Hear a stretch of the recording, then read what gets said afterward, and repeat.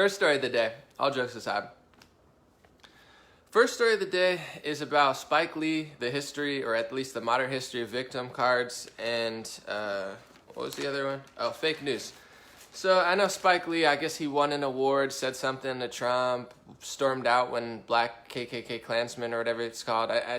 I didn't even watch it, but no disrespect. It's just like whatever. All right, Trump's mad. I don't want to talk about all that. Everybody's going to be like, Spike Lee's this, Trump's this, Spike Lee's that. No, Spike Lee's the best, Trump's the best. Or Spike Lee's the worst, Trump's the worst.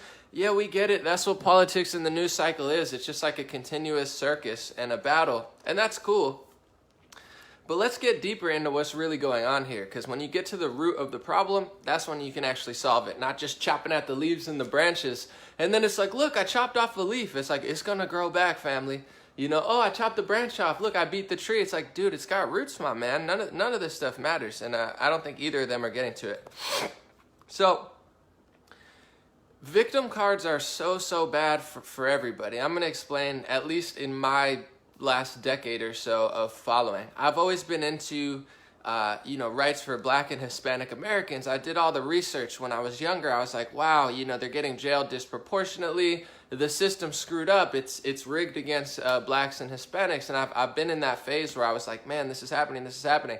So what happens is, and this happened decades ago. I mean, you can go from the civil rights era to, the pushing.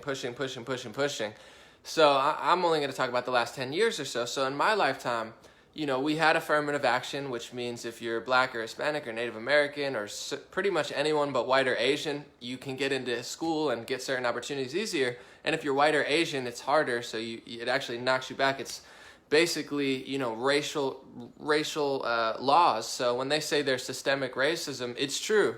But the only systemic racism on the books is against white and Asians, and it's for other people. It's fine. I'm not tripping like Bob Ross. But when you start to see what happens when it's like you give someone an inch, they take a mile. And I'm all for helping everybody, but we'll start with the LGBT community and how crazy of a victim card that's become. It's become so crazy that now Blacks and Hispanics, who used to be like the victim of the day or whatever for our society, now you have like the LGBT community and the coastal elites stomping all over Black people, and you're like, wait, I thought we were it, dog. Like, what happened to us? And they're like, no, you were last month. Now it's the LGBT thing. You got to be like, well, I don't know who that guy was, but he was like, I'm guessing he was gay. Maybe he's straight. If he was straight, more power to you, brother. But the guy who wore the suit blouse, like, now it's like to get Black privilege, you can't just be like a normal, strong Black person, because if you're a normal, strong Black person who actually wants to take care of your family or your community, you're the oppressor now. So you have to be the guy with the suit and the huge blouse. They're like, revolutionary, a Black man wore a dress. It's like, dude, what? Anyway, and like I said, no disrespect. It's just like, you're losing me a little bit. That's all I'm going to say. But in my lifetime, they said, the LGBT community can get married. It's not fair that marriage is between a man and a woman, and we need to make it between a man and a man and a woman and a woman. My personal thoughts during that were, sure. I mean, to me, I'm not talking about biblical marriage, but I think government marriage is a scam. I don't remember the part in the Bible that it said, marriage is between a man and a woman, so you go and get a $100,000 wedding, and then you buy a jewel, and then, the government sanctions it. And then if you divorce, then your wife takes half or, gets the kids and you don't. Anyway, I'm not saying that always happens. But, I think marriage between a man and a woman is beautiful. But the whole government aspect of it, when gay people were allowed to get married, I was like, fine, now they can get scammed by the government as well. They can, when they divorce or whatever happens, then, they'll deal with the government just like straight couples. It didn't bother me. Moving forward, it's starting to bother me, not specifically the gayness, but just to be honest, it's the authoritarian regime behind the victim card. Because when you have a victim card, it's not a level playing field. It's not what Martin Luther King wanted. It's not what a lot of Black leaders wanted, which was equality, freedom, the ability to do and say whatever you wanted and, compete on every level, business-wise, athletics, from Jackie Robinson and such. And we're beyond that point where it's starting to skew in the other way, where it's like if you're LGBT, you can't question them, you can't be fair to them, you can't critique them, you can't say the truth biologically about who they are, you can't have an opinion against them, you can't work and have a position. It's like it's gone so far since gay marriage. It's insane. Like, it's like they are the authoritarian regime-minded people where it's like, you can't say that, you can't do that, you're blocked, you're banned, you're censored. Only what I say is valid and anything else is terrible. So the victim card in the modern era is not good. With Spike Lee, I understand. I'm sure he makes good movies in some aspects. I'm not even gonna lie. I don't even watch them. But his attitude to me, at least what I perceive, and if I'm wrong, correct me or you have a different opinion, is someone who's gotten the victim card and special treatment his whole life, where he doesn't understand what it's like to be like a 9-to-5 worker or something. It's like the dude's a multimillionaire. I'm a Knicks fan, so I know about him. He's courtside at every Knicks game. He's winning awards. He didn't win all the awards, just one of them. He could say what he wants, do what he wants. He's allowed to be 20 times more racist and, judgmental based on skin color and do anything. But everybody else, it's just like, you can't do that. You're not allowed to say that. I'll give you an example. I live in Los Angeles. When I drive around, there's a lot of racism, and I don't want to use the word racism because I'm not offended or anything. It's just, let's just put it this way. There's a lot of pro-black extreme ideology that's allowed on the billboards, and I don't care. Honestly, it doesn't bother me. I think everyone is allowed to be proud and happy and strong and grateful and, bang, I don't care. But the hypocrisy and the difference is if you're black, you can have a billboard, black KKK Klansman. Okay, I see that. Then it's like Black Monday, where it's like a black guy and 2 Jewish writers. Okay, cool, whatever. All right, and then it's like black is beautiful, black is best, black is bold. It's like, okay, that's fine. It doesn't bother me. But if you're black, you're allowed to be proud. You're allowed to be strong. You're allowed to say you're the best. You're allowed to be a supremacist in a sense of like, I'm better than everyone else because of my skin color. And I'm not even exaggerating. Like, I wish I would have taken a picture of the billboard. It was so extreme and supreme ideology, which is fine to me. I think everyone should think that they're great. That's a good mindset to have to be successful. But now, if you're white in this country, you can't even be yourself. Like, it's bad to just be yourself. Like, if I wore a shirt, there was an experiment. I said, it's okay to be white. People said it was racist. So it's racist to exist as a white person and say it's okay to literally be who I am. That's bad. But you're allowed to say black girl magic and black is powerful, black is bold, black is beautiful. You can't wear a shirt that says white is bold, white is beautiful, white girl magic. You can't do that. But it's not even like you can't do the same. You can't even exist. So this is the victim card going way too far. I don't mind if you have billboards and such, but if you're allowed to do all of that, a white person's not allowed to exist.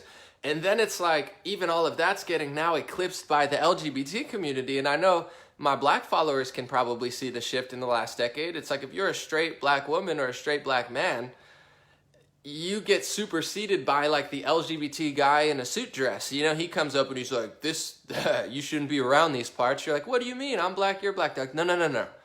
This is gay black territory, brother. Like, you ain't welcome here. You're like, oh snap. Like, I walked into Mendocino Farms or whatever. It's like a sandwich shop that's all over Los Angeles and the Valley. And there's a woman's bathroom and a unisex bathroom. So there's 2 bathrooms. Women have 2 bathrooms. Men have half a bathroom. So I was joking, but there's also an element of truth there. Like, I don't care specifically, but like, at what point are we going to have to fight for bathrooms? At first, it was like transgenders can use whatever bathroom they want. Go back 40, 50 years ago, it's like, hey, we have segregated bathrooms. And I get for gender, it's like segregated. Yeah, for sure. But we're losing bathrooms. We're losing jobs. We're losing scholarships. And, it's like, I'm talking gender-wise. You could say race-wise. At what point does this become too far? I'm not tripping about it specifically, but when I walk into a place and I don't have a bathroom anymore, and women have 2 bathrooms and transgender people have 2 bathrooms and I have half a bathroom, I'm like, all right, like, this is getting a little strange. But, at the same time, there's been worse problems in the world. I'm not tripping about it. And I want to talk about the victim card. It goes back decades and generations, and you combine the victim card with fake news, it's when it gets really bad. I want to touch on something real quick recently, because a lot of this victim card and speech laws, I'm sure they relate to other cultures and religions as well, but one of the first, ones at least that I could track in the last century is the ADL, which is the Anti-Defamation League. You might know them. They're, Jewish founded organization. We're going to get into that in a second, but they're like, you can't talk about Islam, you can't talk about black, you can't talk about Jewish. Like, they call everybody extremists. And there are some extremists. I'm sure they do good work, but the ADL, in my personal perspective, is way out of control. They're like, to me, they seem very like an extreme organization that is a anti-free speech, anti-America, anti-discussion, because it's like, let's get to the point. Let's get to the point of Islam. Let's get to the point of America. You're not going to offend me based on my race. Say stuff about white people. Say stuff about black people. Don't be mean, but at what point is the truth hate speech? They're like, you can't, sometimes they get hateful people, but a lot of times it's just like honest, like you're like, there's two genders, and like, let's not have transgender men like beating the crap out of transgender women and wrestling, like breaking skulls. And they're like, hey, that's hate speech. You're like, all right, relax, my guy. The ADL was founded in late September of 1913 by B'nai B'rith, which is the oldest Jewish service organization. Sigmund Livingston, and something interesting I found, I was talking to someone this weekend and I did some research. The Federal Reserve, which is the central bank of America, it's been that way for a century, was founded in December 23rd, 1913. So the ADL was founded just a month or two before the Federal Reserve. So that's the original, in my perspective at least, that I could track. Seems like the original victim card in America saying, don't talk about Jewish people. Then they branched out to like black people, LGBT. They do everything now. It's like you can't say anything. But they were playing the victim card when, I understand that there were certain communities against them in that time, but if you establish the Federal Reserve or help establish the Federal Reserve, that's the banking system. It's like if you own a casino, you win every time. You could gamble all you want in the casino, but the person who owns the casino is the real winner. If you're an athlete and you get paid based on how well you play and how far you go in the playoffs, that's great, but there's going to be an owner or the owner of the league who's making billions off of you. So the point is, if you own the house, if you own the system, you always win, no matter who wins and loses. That's just how the life works. There's nothing anti-Semitic or racist or sexist or judgmental about it. That's just how business works. So you want to own stuff. If you're into crypto or you're into stock exchange and stuff, owning the structures that circulate the money is where all the money is. It's just a fact. So you establish the Central Bank of America, which controls all the finances, and then simultaneously there's a speech organization that says, hey, don't question that. And it's gotten so crazy recently with the victim card where I've seen a video. There was some guy saying the Rothschilds control the weather. Not sure that I agree with that at all, and it's quite the claim per se, but they said, oh my God, that's anti-Semitic, that's anti-Semitic, that's anti-Semitic. You can't say that, that's anti-Semitic. Oh my God, apologize. And it's like, is that really He didn't say all Jewish people control the weather or the Jewish organization. He said the Rothschilds. Like if someone says Donald Trump controls the weather, or picks like a white person and says Donald Trump's controlling all the weather, I wouldn't take offense to that. I'd be like, I don't know, yeah, look into it. Maybe he's working with people that control the weather. Either way, point being, I don't assume that every person who criticizes a white male is criticizing all of white people. That's a total lie. It's anti-free speech. It's anti-intelligent discussion. It's anti-solution. It's really, really bad. The victim card is really damaging to a lot of people. But if you say that about any Jewish person in any situation ever, rooting back to when the Federal Reserve was built, they've had a victim card that they've expanded through these organizations like Southern Poverty Law Center, total scam. ACLU, total scam now. ADL, total scam in my personal perspective. So the victim card's so big, we're losing everything. And what really annoys me about that, a lot of people get mad when I say this stuff. They're like, anomaly, there are people who are Islamophobic or anti-Semitic. And it's like, listen, real anti-Semitism is what happens when an entire society turns against your people.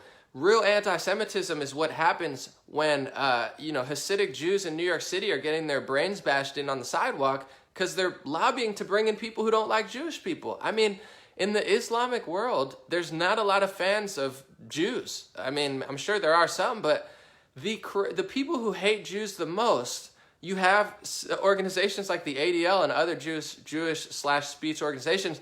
They're lobbying to bring in people who hate Jews. And the people who are the Jewish Jews, which are like the Hasidic Jews walking around, those are the ones who have to take the blunt of what these crazy organizations are doing. So I'm not, people are saying, oh, you can't say that. I'm saying this because true anti-Semitism is thriving when you don't actually face reality, and when you just like mash people together that don't want to live together. From, you know, there's nothing wrong with that. They're calling people Islamophobic all the time because they're questioning, you know, Islamic politicians now, and they're questioning Islamic organizations and countries. And there's nothing wrong with that. I mean, there's something wrong if you hate everybody of everything, but if you read the Quran and you know, understand what's going on in Pakistan and Iran and Saudi Arabia, it's okay to be skeptical. It's okay to question it, and it's okay to ask the questions, does this ideology, is it compatible with Western civilization? Or if we take too many of these people in, will it lead to our country becoming not free? It's totally okay for Christians and Jews and atheists and progressives and liberals to ask that question about Islam. But you have these speech organizations that don't let you say that. The victim card is awful. It's the worst thing that's going on right now in this country as far as stopping actual solutions. And it hurts. It's fake, you know, social justice Jewish organizations that are crushing the Jewish people and are going to lead the Jewish people to demise. That's why I say this stuff. It's not anti-Jewish in any way. I have a lot of Jewish friends who know that what I'm saying is true.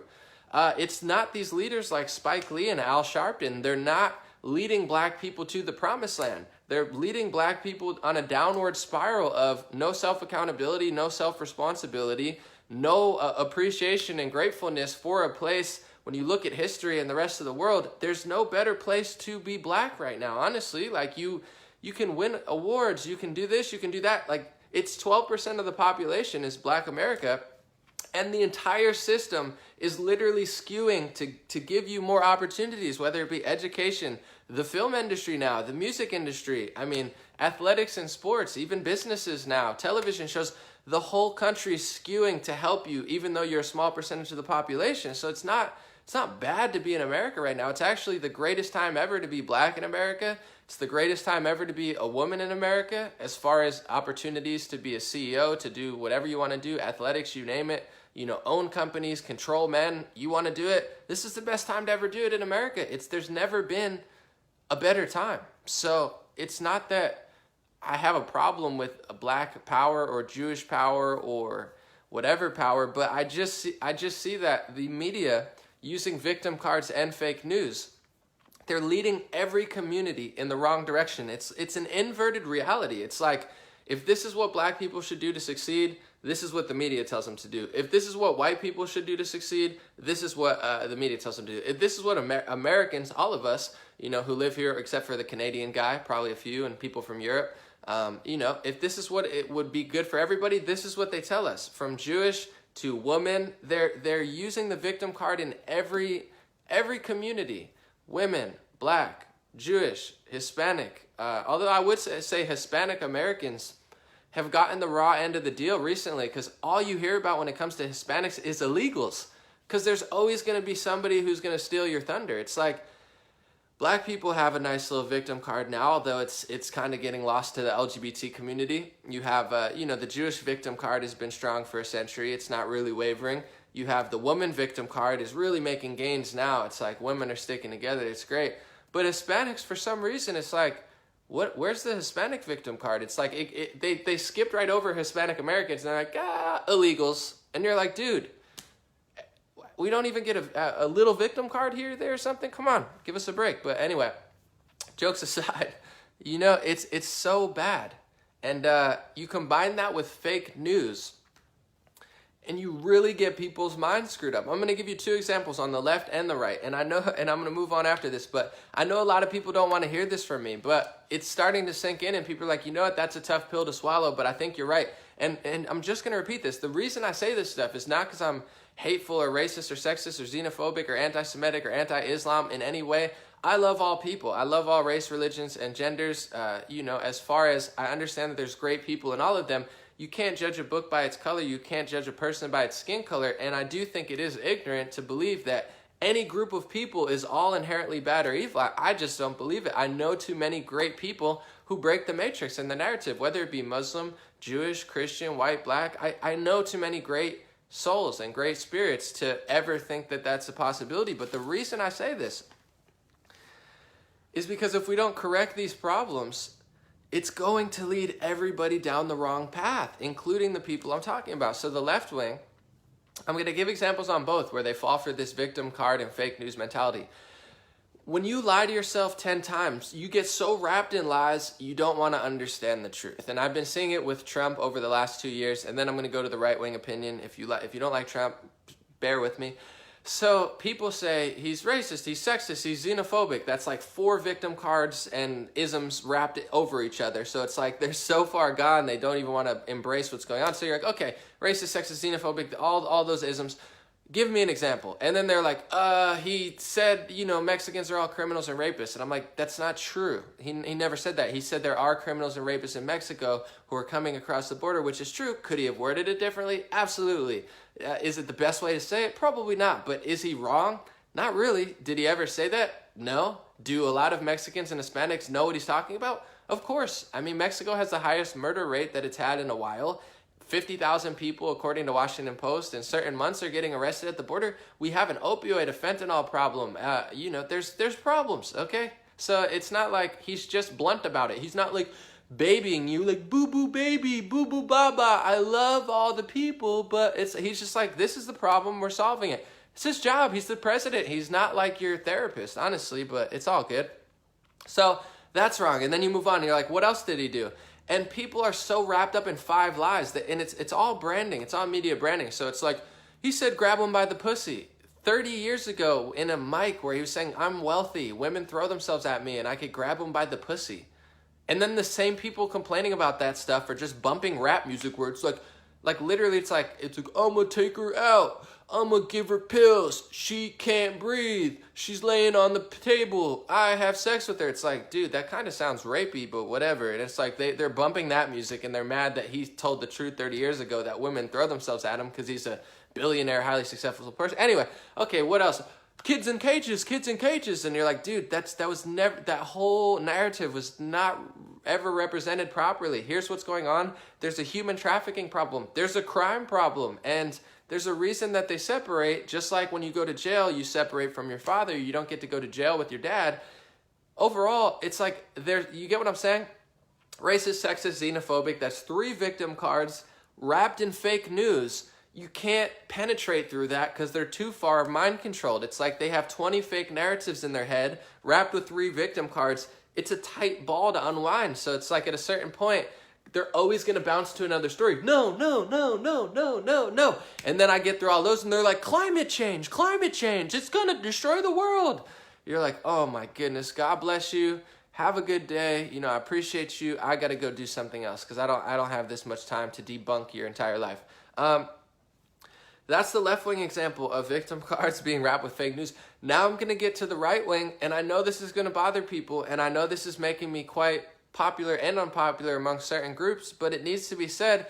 And the reason I'm saying this is because it's actually going to help you. There's people who suffer real-life consequences. When you lie about victim cards and when you lie about fake news, there's people who have to suffer physically, mentally, financially. It's not good.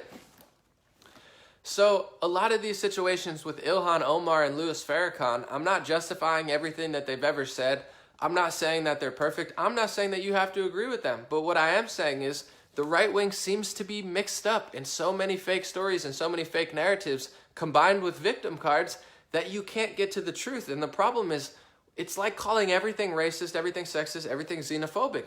If everything's racist, nothing's racist. If everything's sexist, nothing's sexist. If everything's xenophobic, nothing's xenophobic. If everything's anti-Semitic, then nothing's anti-Semitic. And you have Hasidic Jews getting their brains beaten in while you're complaining over a Starbucks in $1 million apartment. It doesn't actually help people. So with Ilhan Omar, it's like the irony I find, and I'm no fan of hers. Don't get me wrong. I think her whole little operation in Minneapolis, whatever's going on there, extremely sketchy. She's way too progressive for me. I don't think she has America's best interests at heart. I'm not a fan at all. So don't get it twisted. But the same people on the right wing they're like, hey, don't call me Islamophobic. Don't call me Islamophobic. Some of them are Christians. Some of them are Jewish. Some of them I have no idea what their religion or ethnicity is. Don't call me Islamophobic. Don't call me Islamophobic. They're the ones like anti-Semitic, anti-Semitic, anti-Semitic. That's anti-Semitic. That word's anti-Semitic. That tweet's anti-Semitic.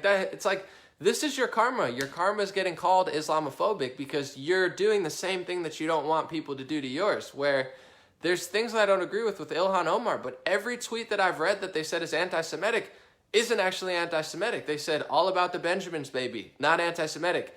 AIPAC, not anti-Semitic. It's a Jewish lobbying organization which is allowed to be talked about. Unless we're subverted to Israel, and unless we have speech laws, and unless the First Amendment doesn't exist, then I'm wrong. Then correct me if I'm wrong. We don't live in the United States of America. We're not in control of our own destiny, and we're subservient to other. If that's the case, then correct me. But if we are American, we have the First Amendment, and we're allowed to speak free.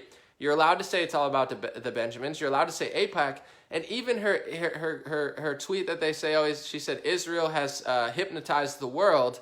Allah, bless their souls, or something like that. Do you have to agree with it? No. Is it factual? It's opinionative, but is it anti-Semitic? I don't know. If I said America has hypnotized the world, God bless our souls, am I anti-America for saying that? I don't think so. Am I anti-white or I don't believe so. If I say Saudi Arabia has hypnotized the world, am I Islamophobic? I don't think so. I don't think that's Islamophobic. And what bothers me is exactly what I just said this entire time. When you throw these isms and when you throw these words and play the victim card, you're not helping. Like same with Farrakhan. They're like, he said all Jews are termites. He never said that. He said, I'm not anti-Semite, I'm anti-termite, which is saying I'm not anti-Semitic. It's like I'm not anti-white. I'm anti-white devil. Is that racist against white people? Is that anti-Semitic? You could say so, but I just don't think so. Is it off-putting to many? Absolutely. Do you have to like it? Not at all. Could you find it offensive? Sure. I get it, but I find that the right wing does the same thing the left wing does. They're like, I'm not Islamophobic. You're anti-Semitic. You're anti-Semitic. You're anti-Semitic. I'm not Islamophobic. How dare you? And it's like all the right wing falls for that trick where it's like, it doesn't actually help Jews. That's my biggest problem. It's not going to help Israel. There's a lot of like communist, socialist Jewish people who honestly don't even like Israel. A lot of these Jewish people that are propagating these agendas of victim card and hiding behind other people's victim card and using other organizations like LGBT and stuff as props, I'm not convinced that they even like Israel or Jewish people. So it's like you could think that saying this stuff is going to help you, but we'll see in the long run. I don't find it helping the Jewish community. I don't find it helping America.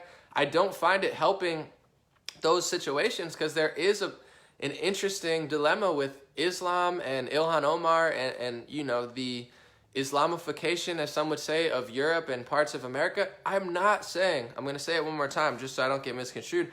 I'm not saying that it's not an issue that you can raise awareness of, but if you don't get to the root of the issue, if you don't explain why, and you're wrapped up in like 5 fake narratives and well, they said that, every time I say these things, people just name 5 things that are either taken out of context, are literally not true, are exaggerated, and then they throw an ism. Well, no, anomaly, you don't understand, he's a bigot, he's a racist, he's anti-Semitic. You sound like a left-winger. Explain, and then I say explain, and they're like, well, he said that. Oh, no, he didn't really say that. He said that. You don't have to agree with what he said, but don't misquote and wrap yourself in all these isms. It's not a win. It's not a win for anybody. It's not a win for America. It's not a win for the right wing. It's not a win for conservatism. It's honestly making the left wing look smarter. It's giving them more victim cards. Now they could say, hey, look, they lied about me. Now they have it. Victim cards and fake news. Very, very bad overall. No matter who it's supporting, whether it's me, whether it's women, whether it's this community, that community, LGBT, it's where authoritarian lives. It's where anti-free speech laws live, and it's what people are going to use in order to justify the removal of the Second Amendment, which you already see the left wing desperately pushing for, and sellouts like I'm about to talk in the next one, like Republican liars. They use victim cards to push an agenda of total control, and that's not what our country's about. We're about free speech, not giving up our weapons so we could turn into Venezuela or China at a certain point, or pretty much any regime ever. So we're not playing that.